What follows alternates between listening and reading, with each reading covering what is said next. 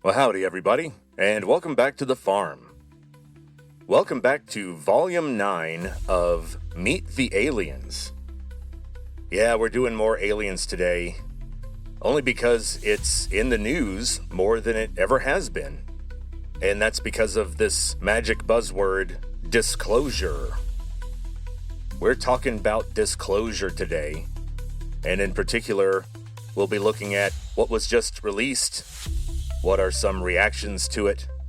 And, of course, most importantly, what's the deepest secret that might be released?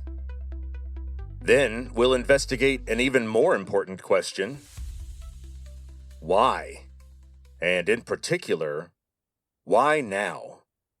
If this has been a secret for 80 years, then why release it now? Why not try for another 80 years? I gotta tell you, it was kind of neat seeing the 4 different races, as they said, races of NHI, that have been mentioned in some of the disclosed documents. And of course, they are covered much more extensively in documents that haven't been released. And we've seen various leaks and testimonials from people who've been in the program.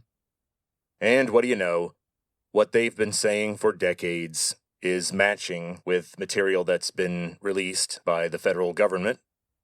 I never thought I'd see these 4 races be discussed on primetime national cable news, but there we are. It was Fox News, by the way. I've noticed that channels like, say, MSNBC don't cover it at all. And then some of your smaller, more fringe networks, like News Nation, they cover it a lot. They're kind of the stars of disclosure news. Now, what are these 4 races? Who are these 4 races of NHI that they were talking about? Well, I bet you can guess one of them at least. And of course, one of them was our old creepy friends, the Greys. And then the second race was, as some of you may guess, the Tall Whites. It looks like, again, that the Tall Whites are being lumped in with the Nordics. And there is some weird rumor that as the Nordics age, they continue to grow and develop in a weird way that makes them these 10-foot-tall pale things, even though they started off as 5'10" blonde-looking humans. But others say that they are separate races, and we have to separate these 10-foot-tall termite-looking things from the very ordinary human-looking Nordics. And so Fox News talked about the Greys. They talked about the Nordics, who they said looked just like any other ordinary Joe, which is true. That's what's very disconcerting and unsettling about them, about the idea that a supposed extraterrestrial or interdimensional race looks just like ordinary people.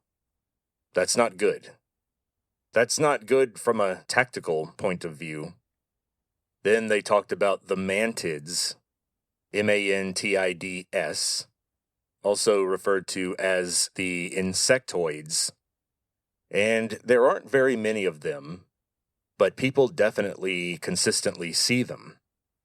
Even Whitley Strieber, who mostly saw Greys or those little blue server things in their hoods, but in one case, he does recall seeing a long-limbed, creepy, insect-like being.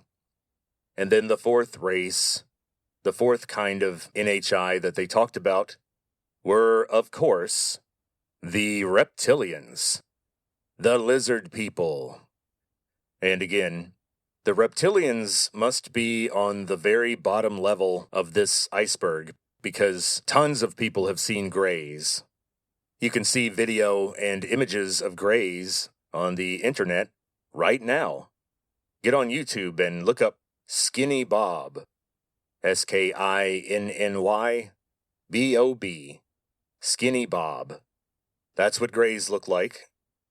And then, if you want to know what Nordics look like, go to Google Images and type in Swedish people, SWEDISH, and then people, and a bunch of faces will come up that look a lot like Nordics. So that's what Nordics look like, but apparently they are the descendants of a group of humans who were taken off the Earth thousands of years ago, where they continued to develop in presumably a less hostile environment than the Earth, somewhere nicer, where they could live in peace and develop some kind of spiritual super civilization that we humans who are descended from the losers who were left behind, we're not doing so well. But I gotta say that reptilians are the most hidden ones, if they exist, because with all my extreme research, I personally have not come across a single account of someone saying, yes, I saw a reptilian and this is what they looked like and this is what's going on. We don't get any of that. We occasionally get accounts of people discovering that someone is a quote-unquote shapeshifter. And for some reason, whenever these shapeshifters come up, their supposed true face that slips out briefly and shockingly is usually some sort of reptilian face, kind of like that old TV series V from 1983, where the aliens kind of looked like us, but really, they were lizards. Lizard people in masks. So, the only times I've come across accounts of reptilians, it's been reptilians being outed by malfunctioning disguises. I was also interested to see that people are already asking, what are the odds that they're all humanoid?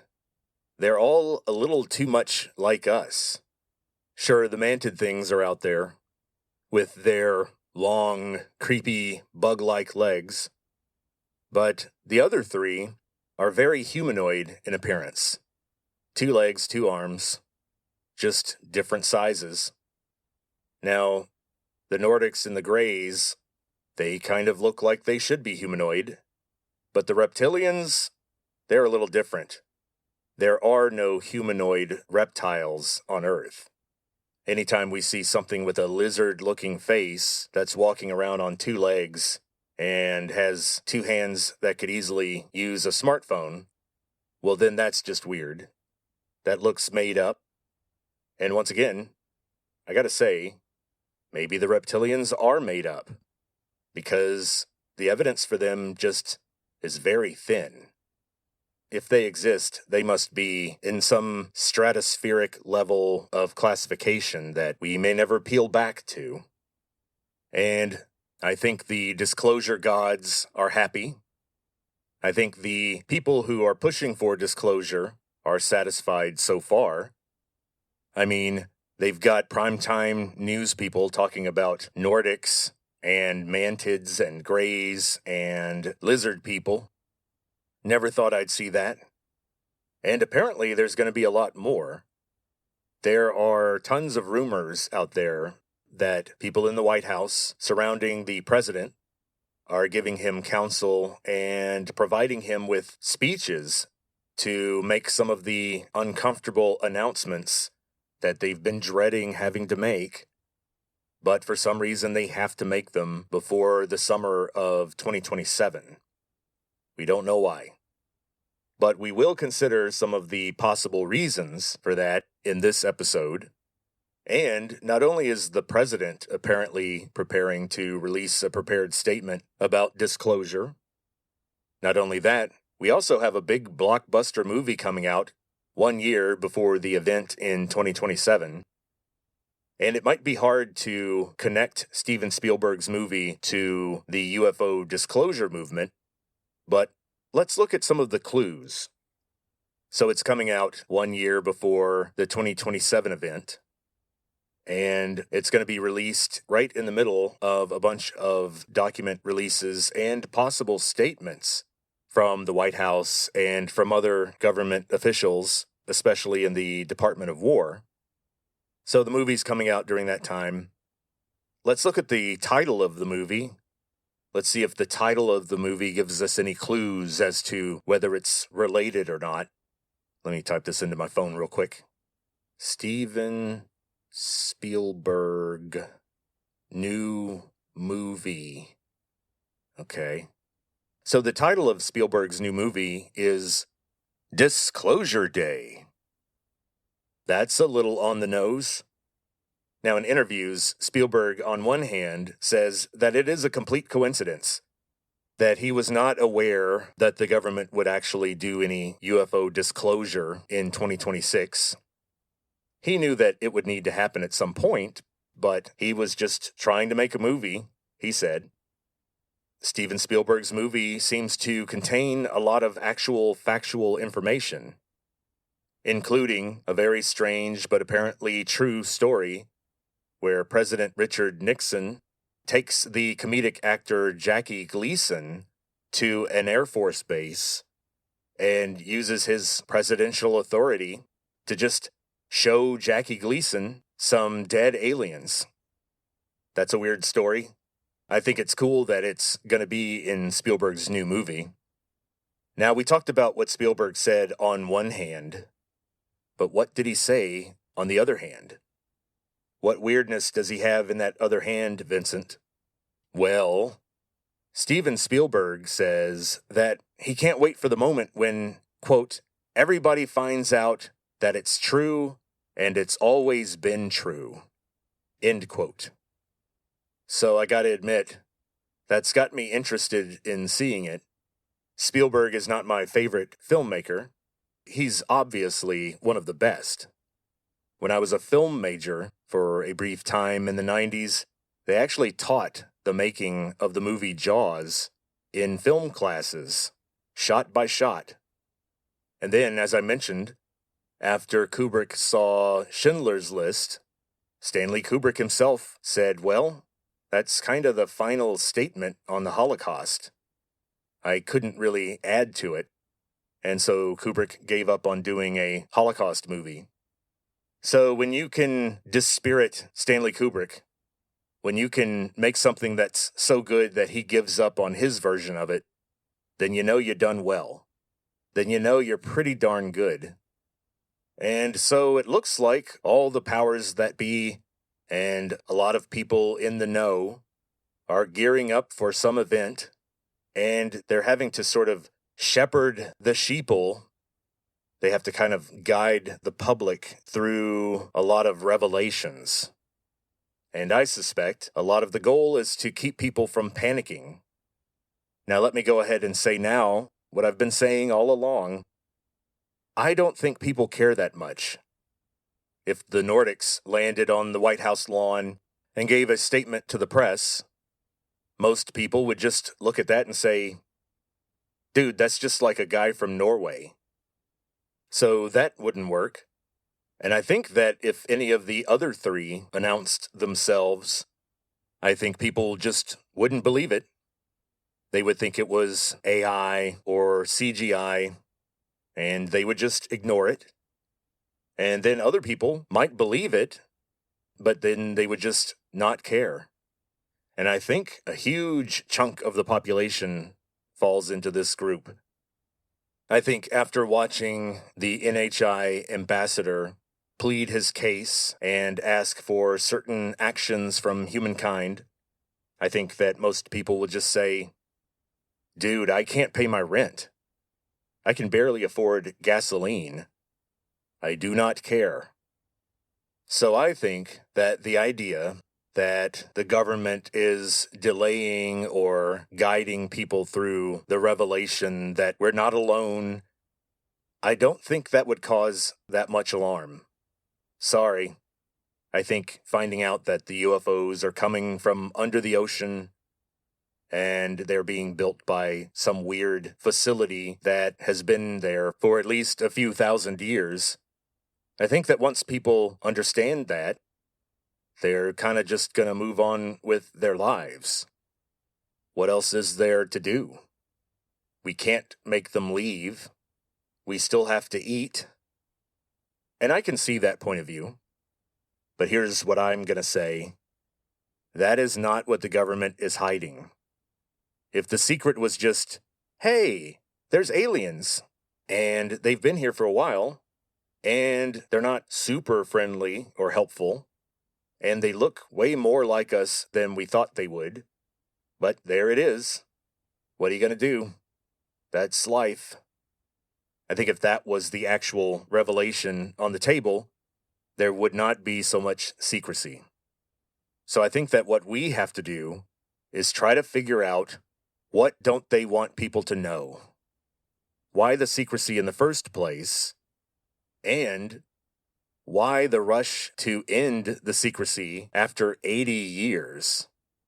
The Roswell crash was in July of 1947. So July of 2027 would be almost exactly 80 years. 80 years of secrecy. And not just secrecy. We're talking ridiculing, discrediting, harassing, and occasionally murdering people to keep it secret. They've spent billions of dollars on intelligence programs that make sure the public sees UFOs as something silly. So let's talk theories. Let's talk about why the secrecy. What are some of the theories about why the government would be so determined to keep this secret for so long? What is so horrible or upsetting or disruptive, or something that would cause what they're calling ontological shock? And you would spell that ONTOLOGICAL. Ontological. And it comes from, of course, ancient Greek, and ontology means the study of existence, the study of isness. What does it mean to be? What are things? And so based on that, ontological shock would mean something that upsets people or disturbs people in terms of what they think they are, or what things are in general. So that's kind of huge, because finding out that there are other forms of intelligent life that can build spaceships is not shocking to anybody. Any sane person knows that there's life out there somewhere. There's just too many planets, too many other stars. Now, are they these creepy humanoid things that stay hidden and like to live under the ocean? Okay, that's a different story. That might be shocking to some people. But it seems clear to me that the secret is not that there are aliens. There's something about what these aliens are, or what they represent, that had to be kept secret. That for some reason, if the public knew about it, something terrible would happen. There would be some kind of terrible consequence. And mind you, it has to be something well beyond, oh gosh, people are going to be freaked out because there's like aliens and stuff here. That's not going to be it. That's not a high enough bar. We got to think about something that would make you motivated to kill people, to stop them from telling the secret. What on earth would that be? Is it just fear of prosecution for misappropriating funds? I doubt that. It's got to be something big. Big and scary, unfortunately. And the first theory that I want to talk about is the Truman Show theory. And I mentioned that in the last volume, but didn't explain it. Sorry about that, guys. Whoever writes my scripts, I'm going to find out who that is and give him a poke in the chops, because he left you guys hanging. But not in this volume. So what is the Truman Show theory? Well, what do you know? It has a lot to do with that Jim Carrey movie, The Truman Show. So if you watch the film The Truman Show, what you'll see is a dystopian future where a quote-unquote imaginative TV producer takes the initiative to adopt a young boy in infancy, and he decides to raise the child on a TV set and basically turn the child's life and development as a human into an entertaining and heartwarming TV show. So Truman essentially lives in a fishbowl, in a petri dish, under a microscope. He's being studied all the time. And the whole time, Truman thinks he's just an ordinary Joe, just a typical guy, but the whole world kind of revolves around him. He doesn't know that when he brushes his teeth in the morning, when he sees his face in the mirror, millions of other people see the same face, and they're all cheering for him, even though he'll never know. And so what happens in this film is Truman starts to notice things. First of all, even when he was young, we see that some people who are opposed to the TV show for moral reasons try to intrude onto the set and try to give Truman little messages that just seem upsetting and random to the little boy. But these are people who are trying to tell Truman, hey, this isn't real. Your life is just a TV show. It's really just an experiment. You were born into a big, invisible petri dish. The next thing that Truman starts to notice is just how some people around him are just acting weird. Like, he starts to notice that his wife seems to be holding up products to some kind of invisible camera and making what seems to be product placement ads right in the middle of their conversations. That's kind of weird. He starts to notice little things about the world around him that starts to show him that things are fake, and that a lot of the people that he sees in the town are kind of just NPCs, actors of limited ability, who are trying to act like they're a store clerk or a mail carrier when they're really just an actor, and they only need to be a mail carrier when Truman is watching. When Truman's not looking, nothing really matters. And so, one night, Truman is almost killed by a falling light. A light that Truman thought was a star. What he thought was a star was actually a big stage light way, way up in the ceiling. And due to some sort of technical problem, the light fell down and almost landed on Truman, and that would have killed him. And so, with gratitude and relief for being alive, he looks at the wreckage of that light, and that kind of gives him yet another big clue that something's going on, that his world is fake somehow. So he decides he's going to leave. This little town that he's on is on some sort of little island, of course, and there's one bridge that takes you to the mainland. He gets in his car and he tries to leave, but what do you know? There's all sorts of road closures and hazards and sudden emergencies that arise to keep him from leaving the island. Eventually, Truman becomes so determined that he gets in a boat, and he says, I'm just going to sail for the mainland, or just sail off into the ocean. I'll sail forever. I'm getting off this island, because my life is not real. And so eventually, Truman keeps sailing until his boat collides with the horizon. He reaches the end of the water, and he sees that what he thought was sky is just a sky blue laminate over some sort of weird dome that covers the whole island. And so at the end of the film, Truman sees a door in the dome.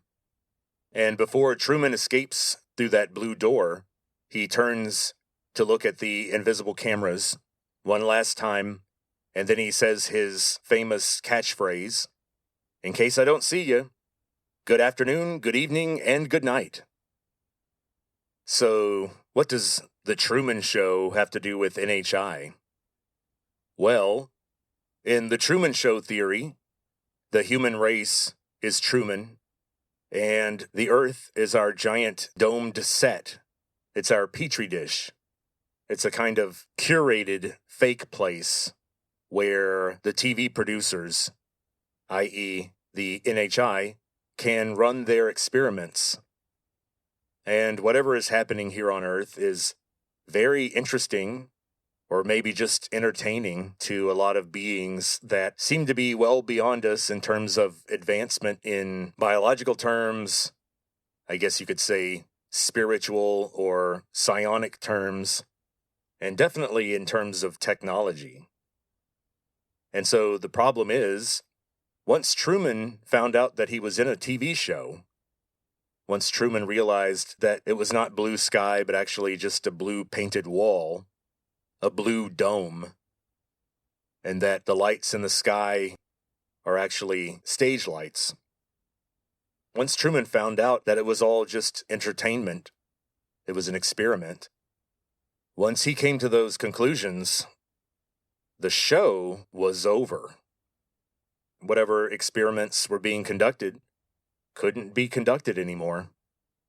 And so if we're Truman, and we find out about this, if it becomes common knowledge, generally accepted knowledge throughout the human race, that we are an experiment, that we were selected and then tinkered with by NHI, non-human intelligence, for some sort of special project.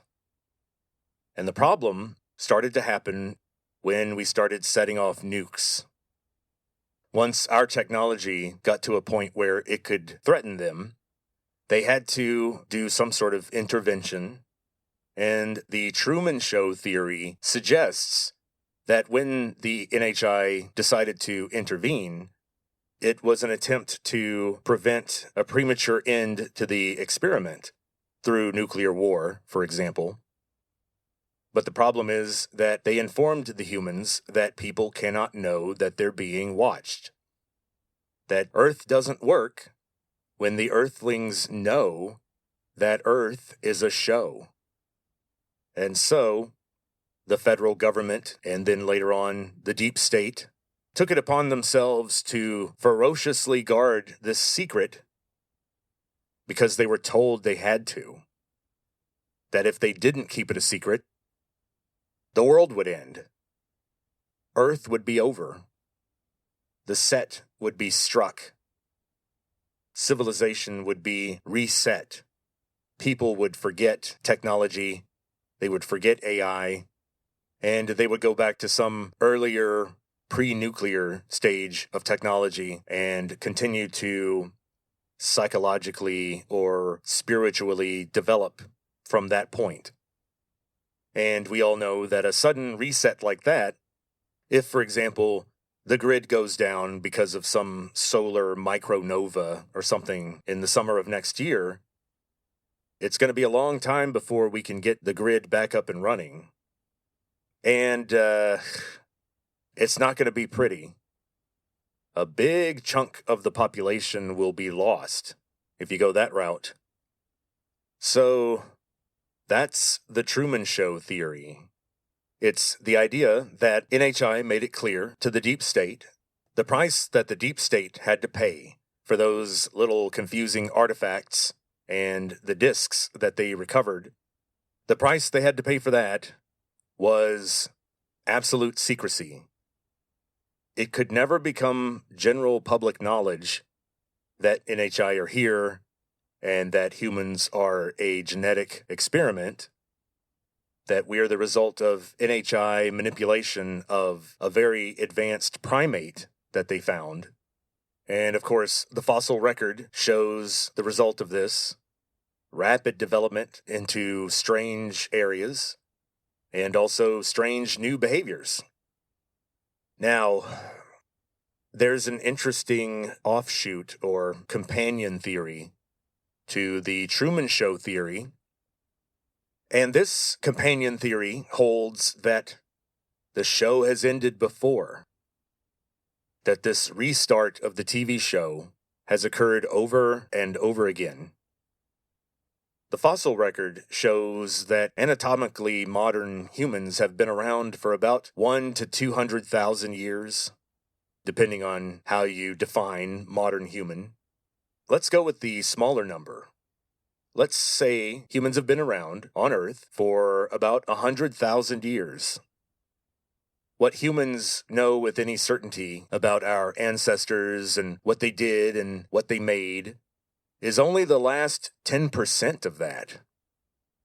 It's only really the last 10,000 years that we have a good grasp of.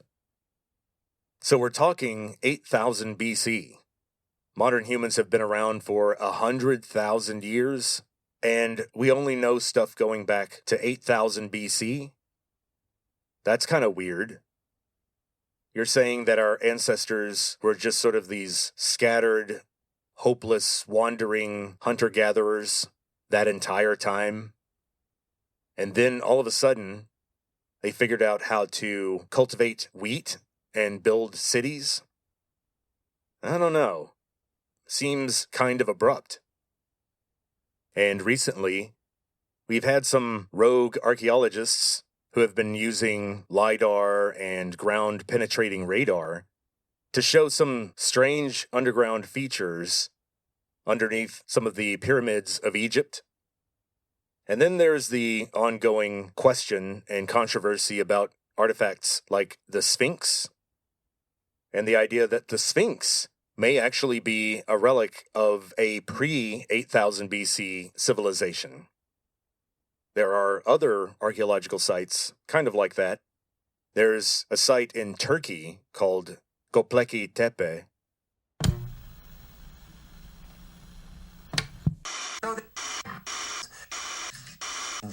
So I told him, you can't talk to a level 3 Vincentonian like that.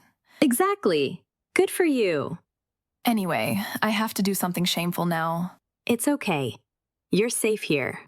I have to admit that our dear leader was less than perfect when it came to the sound mixing on the debut of his masterpiece, Disclosure Fever. I'd have to agree. It was Christopher Nolan levels of, I don't understand what anyone is saying. Well, I don't know if it was that bad. He is our dear leader after all. So funny. Definitely funnier than Christopher Nolan.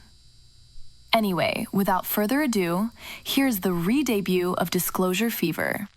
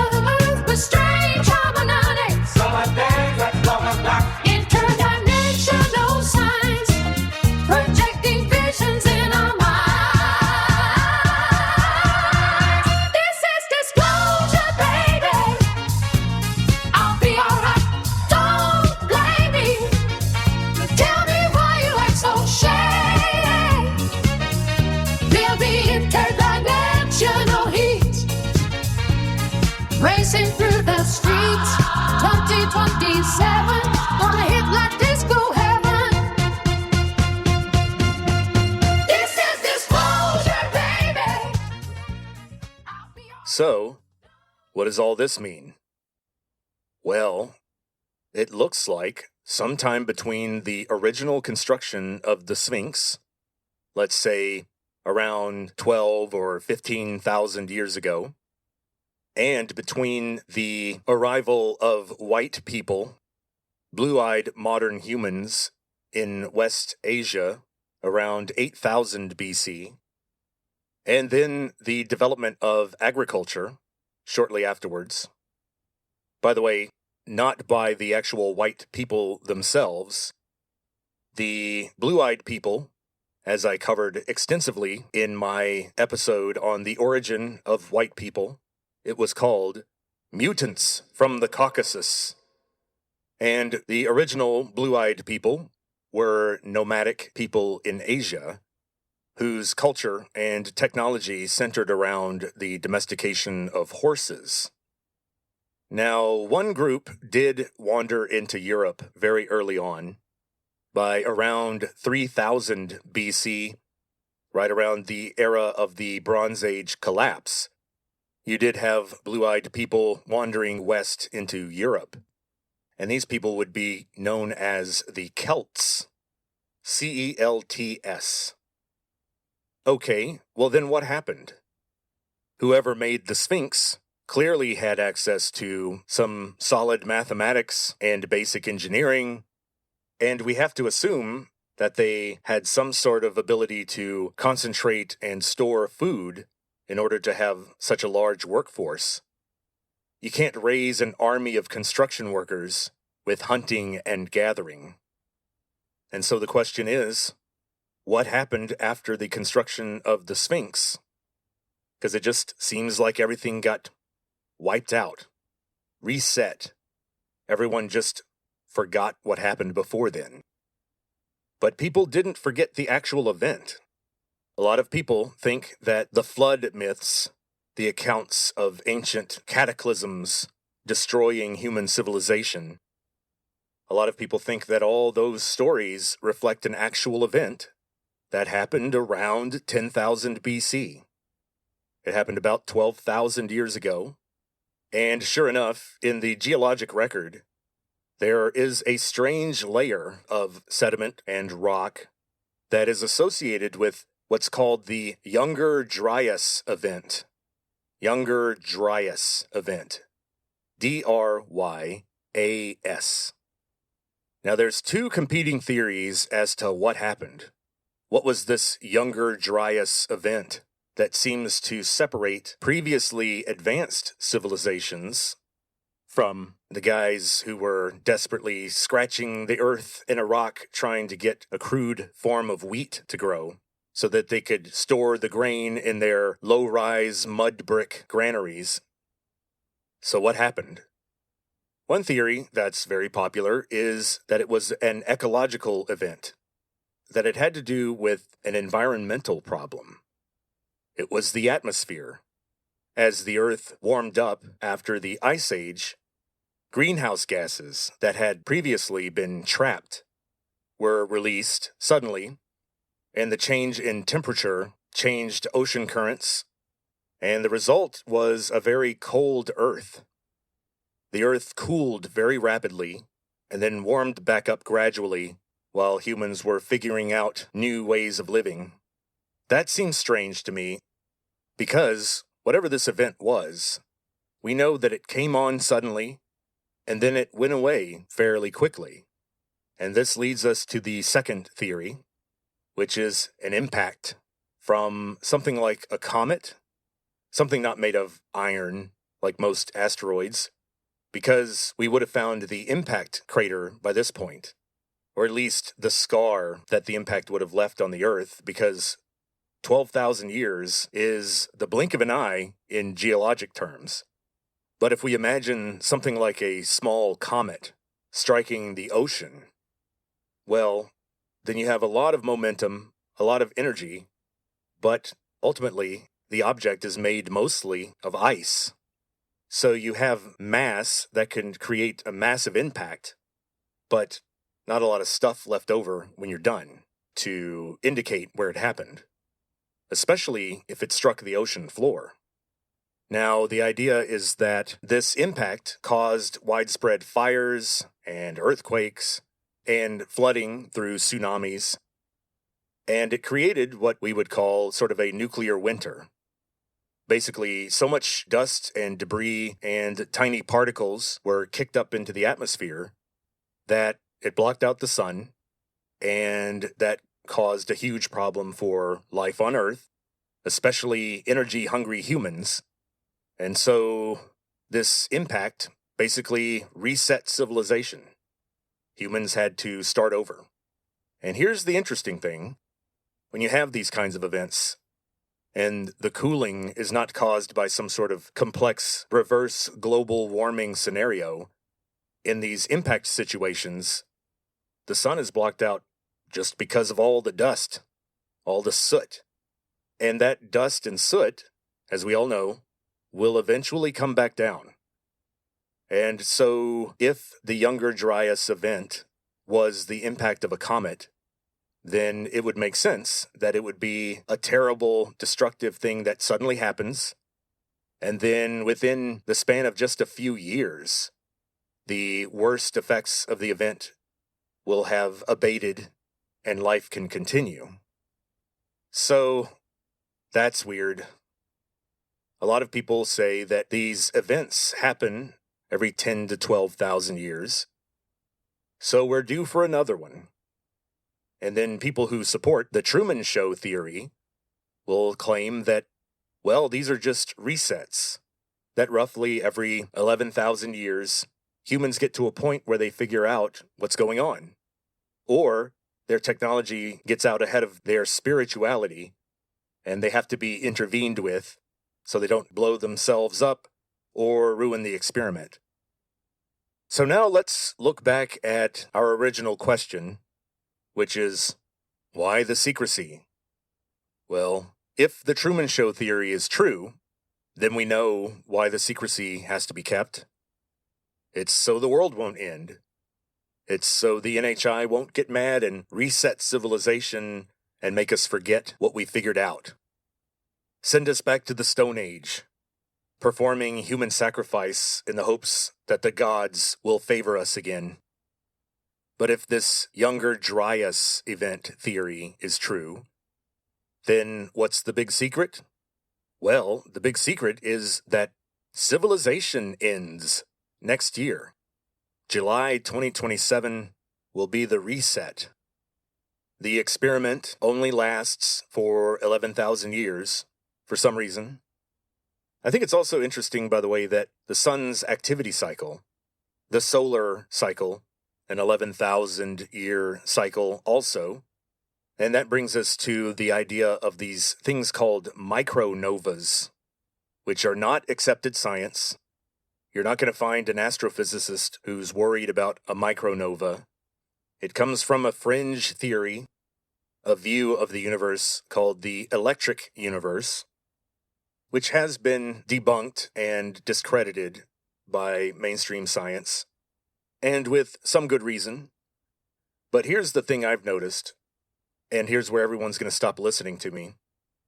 I've always been really fascinated with flat Earth theory. Not because it's true, but because, A, a lot of very intelligent people, strangely enough, get involved in flat Earth. The other thing to remember is that flat earthers are not wrong about everything. I mean, after all, they're the ones who have been saying that NASA has been hiding secrets. And sure enough, it turns out that we know for a fact that they've been doing it for 60 years. Censoring photos, censoring audio recordings. The other thing that the flat earthers aren't wrong about is the importance of Antarctica. Something weird is happening under the ice of Antarctica. And it looks like governments are very careful about who is allowed to go there and where. And it doesn't seem to be a humanitarian concern about, well, gosh, guys, if you wander out there on the ice, we may have to come rescue you. I don't think they're being that compassionate. And then flat earthers, I think, are onto something when they suggest that there is actually a link between electricity and gravity. If all this lore about electrogravitics is true, then we know for a fact that there is some connection between electricity and gravity. Now, of course, anyone trained in mainstream physics will say, nope, not true, no way, no evidence for that. In fact, the evidence is actually against that idea. Well, to that, the only thing I'm going to say is, I imagine that any researcher who actually does discover this connection between electricity and gravity either suddenly stops researching it, or they get really depressed, or they go off hiking, never to be seen again. Or sometimes what might happen is if you have, say, a dozen of these scientists, let's say they're Chinese scientists who are studying electrogravitics, secretly, of course, they're all getting on an airplane to fly from Malaysia to Beijing. And they're on a Malaysian airliner, and the plane, instead of going to Beijing, makes a sudden turn and heads toward Diego Garcia in the Indian Ocean, and along the way is accosted by these orb-like objects that start zipping around the airplane until it disappears. There's actually footage from a drone and then also full-color footage from a satellite, and both were leaked onto the internet. You can type in MH370, MH370, and you can say something like airliner UFO disappearance or airliner orb footage, something to that extent. And you'll see the videos. It's pretty cool, but also kind of scary. It makes you want to study physics even less than most of us wanted to before. And so now that you know that if you get good enough at physics and you start breaking the boundaries of what standard physics tells you, you're going to end up dead. You're going to end up missing in some strange event that someone will mention on the news once, and then only people like me will continue to talk about it. So just a warning out there to all you young would-be scientists. Keep your mouth shut. Don't do any research into ways to manipulate gravity. In fact, don't even look too hard into what gravity is. And so what are they so afraid of? What are these scientists going to do with this newfound knowledge about gravity? Now, you could imagine that one thing you could do is build a tiny anti-gravity device, like one of these little silver orbs that can go 20,000 miles an hour in the blink of an eye. No sonic boom. They seem to be able to appear and disappear at will, at least to the human eye. And so one thing you could do with a device like that is you could put a nuclear weapon inside that sphere, and you could have it on the other side of the world in seconds, with no warning. So I can see why governments want to keep that technology under wraps. But there's another reason, and it has to do with one of the apparent side effects of manipulating gravity. Apparently, anytime you travel between dimensions or pass through these stargates or wormholes, or when you travel inside these bubbles of non-inertia, anytime you do that, it has an effect on time. We've all seen Planet of the Apes. We know that if you approach the speed of light, time slows down for you. And so what happened to Charlton Heston in Planet of the Apes was that he was on a ship that approached, I think, 10% of the speed of light out in space and then came back to Earth. But when it got back to Earth, only a few months had passed for the astronauts, but it was thousands of years later on Earth. So, that's weird. And so this manipulation of time leads us to the third and final theory that we'll talk about today, and that is the ultra-terrestrial theory, which you could call the time travel theory. Now, according to this theory, what we are seeing in the sky and under our oceans, and sometimes, unfortunately, in our bedrooms, are not ultimately from another planet, and they haven't just been living on Earth for the last few thousand years or longer. They are actually us in the future.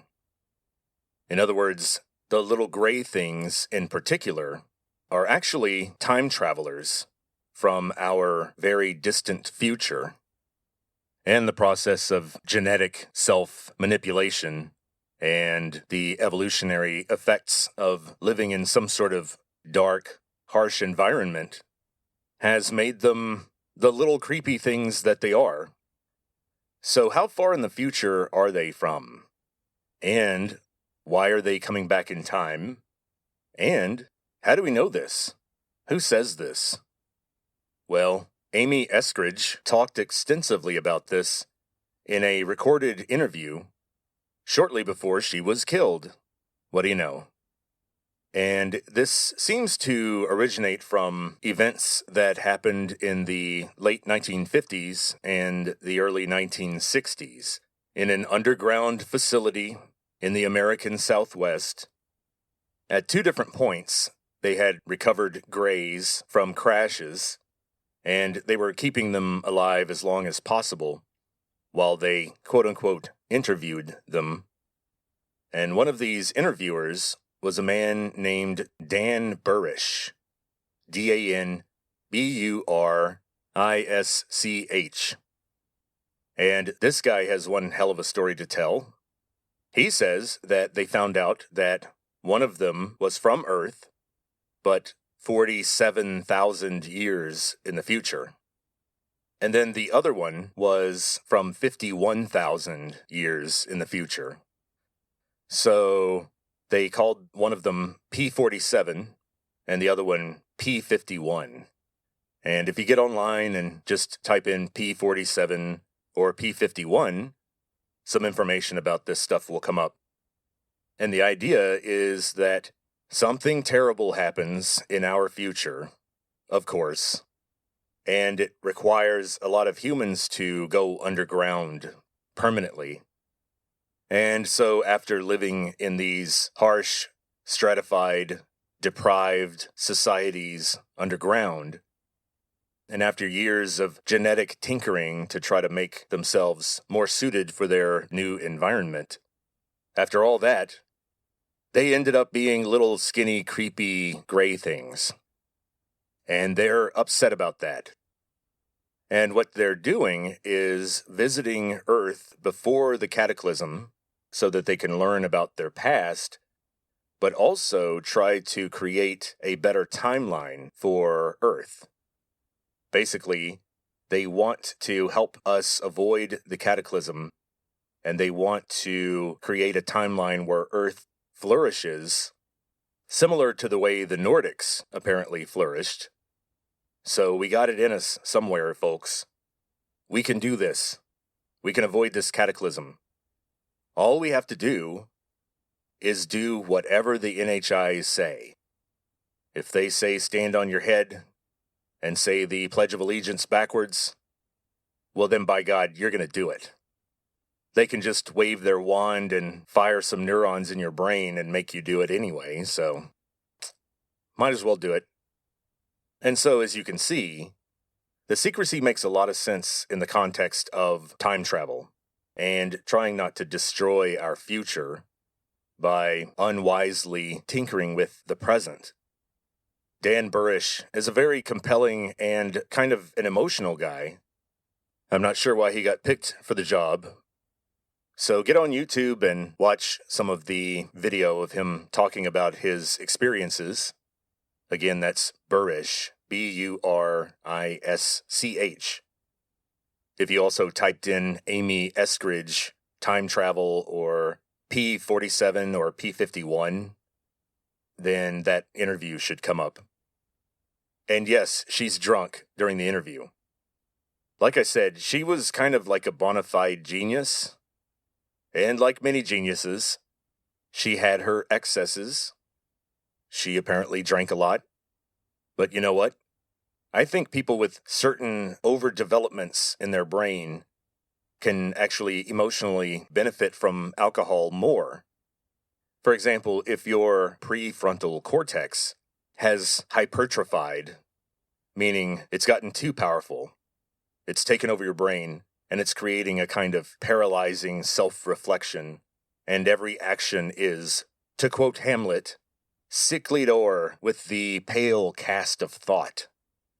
So if someone like that were to drink alcohol, it would actually loosen them up so that they could feel more like a normal person. Life isn't fair, and drugs affect different people differently. So all of these theories have to do with the fate of the earth and our future. Of course, you can't have a good conspiracy theory without some sort of ticking clock or magic date in the future when something cool is going to happen. I'll make sure you guys are as prepared as possible for whatever's going to happen next year. All right, so somebody clip this sound clip for next year, and I'm going to say it. Although there is a possibility of some sort of cataclysmic event next year, if I had to bet, I think the most likely scenario for 2027 is just full-on contact. Our civilization will collide with whatever this other one is, and they will reveal themselves in some unmistakable and dramatic way. And that's why all the information is being released. Because when they show up, they're going to say, oh yeah, we've been dealing with you guys for 80 years, right? Wait, you didn't know about the 80-year collaboration? I think that's more likely than a micronova or a comet strike. Well, in the future, I will definitely have to do an episode on the Book of Enoch, which is being recommended by some members of Congress who've been briefed on this subject, and they are interpreting it through a Christian framework, which, by the way, is not necessarily wrong. And who knows? What if this Book of Enoch does contain actual clues to our very distant past? Well, that's it for talking about disclosure for this week. The next episode won't be about aliens. I know. I'm gonna miss them too. I'm still working on that first Full Metal Jacket episode. I want to make it special. So that won't be next week. Also, I want to let people know that I'm already working on a series about the Odyssey, of course. And we all know that Christopher Nolan's version of the Odyssey is going to be released in July. And like any good media vulture or capitalist, I'm going to leverage the temporary popularity of the Odyssey that will no doubt follow Nolan's movie. And in the wake of the great Christopher Nolan, I'll be paddling in my little boat. And I'm going to leverage the one advantage that I have over Christopher Nolan in this scenario. Even though he has an enormous amount of talent and experience and money, he's trying to convert a very, very ancient epic poem into a modern film. The Odyssey is a song. It's kind of like trying to make The Dark Side of the Moon into a movie. So, what's my advantage? Well, the medium that I'm using is the same medium that the Odyssey was built for. The Odyssey was sung and or recited, and it was set to music. It was rhythmic. Andra pe musa. Anyway, you can hear the da da da da da da da da da da, you know. We'll talk about meter and the poetic structure that Homer used, if he existed. I suppose we'll also have to go into the great Homeric question, and in classics, that refers to all the arguments about who Homer was, whether he existed, and the theory that Homer was actually many people, that cobbled together this gigantic poem over hundreds of years. So I'm setting it to music. We're going to do key parts of the Odyssey in song. So Nolan, your days as king of the heap are numbered. I'm thinking that my musical Odyssey will be vastly more popular and more profitable than his silly little flick, his goofy little movie. You know, good for him. He made a movie. But all of that is coming in July. It looks like sometime in June, I'll have to go see Steven Spielberg's new movie, Disclosure Day. The last time I went to see a Spielberg movie in the theater was in 2005 for War of the Worlds with Tom Cruise. And I thought that movie was great. I'm a sucker for technically good filmmaking. Sometimes for me, the plot can be just okay, but I'm buckled in because of great editing, or I like the way they comp the shots. So I'll be doing an episode strictly on Spielberg's movie to talk about Easter eggs or stuff that's in it that pertains to the program. And I want to remind everyone that Spielberg said that he can't wait for the day when everyone finds out that everything in this movie is true and has always been true. End quote. So that's coming up, but not next week. No aliens next week. It won't be Kubrick, so I'll have to find something else to talk about. That'll be difficult. I mean, if I can't talk about aliens, and I can't talk about Stanley Kubrick, what else is there? But I'll figure it out. I promise. I'll find something interesting. Something else to talk about. Can't be aliens all the time, folks. And so, until then, talk to you later.